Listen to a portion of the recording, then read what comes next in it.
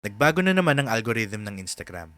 At sinabihan ng team nila ang isang grupo ng mga creator kung ano ang mangyayari at bakit. So sa video natin ngayon, pag-uusapan natin lahat ng mga kailangan mong malaman sa bagong algorithm. At kung paano mo magagamit yung mga nakatagong tips para ma-maximize mo ang mga post mo at lumaki ang Instagram page mo. Hindi importante kung nagsisimula ka pa lang with only 100 or kung meron ka ng 10k followers. Ang mga rules na ito ay para sa lahat. Simulan na natin. Okay, so unang-unang kailangan mong malaman is never link your TikTok on any post. Hindi naman ibig sabihin na hindi mo na malilink yung TikTok mo. Pwede ka pa rin namang gumamit ng ibang platform tulad ng Linktree para ilagay sa bio mo. Kaya ito ginagawa ng Instagram kasi direct competition nila ang TikTok, pati na din ang ibang platform. At sobrang daming user ang inagaw ni TikTok from Instagram nitong mga nakaraang taon. So yeah, ayaw nilang nagpo-post ka ng TikTok links anywhere. At kapag ginawa mo yon, pwede kang mapansin ng algorithm at pabagsakin ang post mo. Okay, so ang susunod naman ay ayaw nilang gumagamit ka ng ibang editing platform tulad ng CapCut. Ayaw din nilang nagpo-post ka ng mga video na may watermark either from YouTube Shorts or TikTok. Gusto nila sa Instagram app ka mismo mag-edit na nakakainis kasi kung natry mo nang mag-edit doon, alam mong hindi naman ganun kaganda. Hindi naman madami yung feature katulad ng apps like CapCut na ginawa talaga for editing. Pero yun yung gusto nilang gawin ng mga creators. Ngayon, may workaround naman para dito. Pwede kang gumamit ng Metafo app para ma-delete yung metadata. This way, hindi na madedetect ng Instagram algorithm yung data na kung gumamit ka ba ng CapCut or ibang editing software. Okay, so next up is kailangan vertical videos na yung pinapost mo. Ayaw na nilang nagpo-post ka ng videos with any black bars at mga naka 16:9 aspect ratio. Hindi naman ito para sa lahat, pero kung isa ka rito, then I highly encourage that you consider posting 9:16 aspect ratio instead. Okay, moving on. Ang susunod na kailangan mo para ma-maximize mo ang Instagram posts mo ay ang paggamit ng Instagram anthems. Pinapaboran na ng algorithm ngayon yung mga video na gumagamit ng trending songs dahil ayaw nilang gumagamit ka ng outside music. Kaya ganito kasi nagbabayad ang mga record labels kay Instagram para mas ilabas yung mga kanta nila. Na fun fact, ginagawa din naman ni TikTok sa mga kanta nila. At ito pa importante, kung ayaw mong gamitin yung music nila, yung volume mo dapat nakaset sa 1 at hindi 0. Kasi kung hindi, lalabas sa post mo na original audio ang gamit mo. Okay, sunod. Dito sa bagong algorithm ng Instagram, hindi ka dapat gumamit ng more than 3 to 5 hashtags. So, dati kasi kailangan mo ng 9 hashtags para ma-maximize yung outreach. Pero ngayon, binaba na nila at nagfo-focus na sila sa caption para sa exposure mo. Ibig sabihin, kailangan mong mag-focus sa keywords na magde-describe sa video mo para mas mataas yung chance mo na maging visible sa explore page. Kaya, hindi ganun ka-importante kung gaano kahaba yung caption mo tulad sa ibang platforms like YouTube Shorts na mas okay kung mas maikli. So, for example,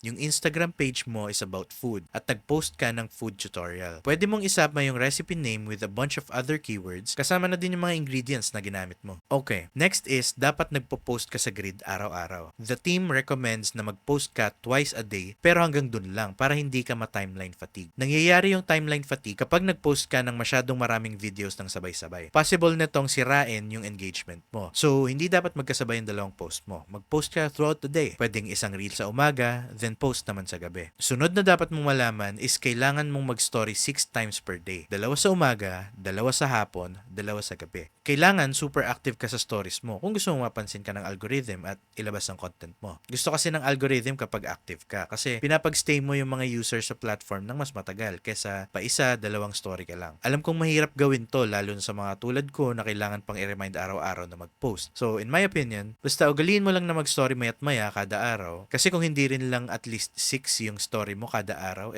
wala lang din. Now, speaking of stories, gusto ng algorithm na gumagamit ka ng call to actions at nag-e-engage sa mga post mo. So, dapat meron kang polls, AMAs, at kung ano-ano pa na pwede mong ilagay sa story para magkaroon ka pa ng mas maraming engagement sa post mo. Lahat ng comment dapat liked and replied. Kasi kapag ginawa mo yun, magno-notify yun sa kanila. Tapos sisilipin ulit nila yung app nila, which is yun yung gustong-gusto ni Instagram. So, kung bagong creator ka pa lang at gusto mong lumaki agad yung following mo, then I highly recommend na i-like at replyan mo lahat ng comment sa'yo agad-agad. Okay, alam kong sobrang dami na nito at mabigat na trabaho. Pero kung gagamitin mo lahat ng tips na to para mapalaki yung Instagram mo, napakalaking bagay nito para kumita ng pera kaysa sa ibang platform katulad ng TikTok. Siguro man sabi ko na TikTok yung pinakamabilis na platform kung gusto mong mag-viral. Pero hindi kataasan ng kitaan dito, lalo na kung gusto mong gawing hanap buhay yung content creation full-time. Tapos may bali-balita pa na baka maban daw yung TikTok. So, i-consider mo na lang mag-set up ng account sa Instagram or YouTube kung wala ka pa nito. You don't want to have all your eggs in one basket. Lalo na hindi naman mataas magbayad si TikTok sa creators nila. So again, mas okay siya kung gusto mo lang mag-viral ng mabilisan. YouTube is king, na pinakamalaking magbayad per 1,000 views. Dahil to sa AdSense program nila at iba pang opportunities para kumita sa channel mo. So kung gusto mo pang matuto kung paano mapapalaki yung YouTube channel mo at gawin itong full-time career, dapat mong panoorin lahat ng iba pa naming video sa channel na to. Mula sa analytics hanggang sa in-depth tutorials kung paano magsimula ng faceless YouTube channel from scratch. I-check mo na din yung ibang video namin na magtuturo sa'yo kung paano gumawa ng Twitter thread post na pwedeng makatulong sa Instagram account mo. And yeah, yung mga algorithm na yan palaging nagbabago. So siguraduhin mong nakasubscribe ka para up to date ka palagi sa lahat ng madidiscover namin sa mga platforms na to at kung paano sila gumagana. At yun na yun para sa bagong algorithm ng Instagram. Be sure to like and subscribe para sa mga video na katulad nito. So that's it guys. Maraming salamat for watching at kita-kita tayo ulit sa susunod na video.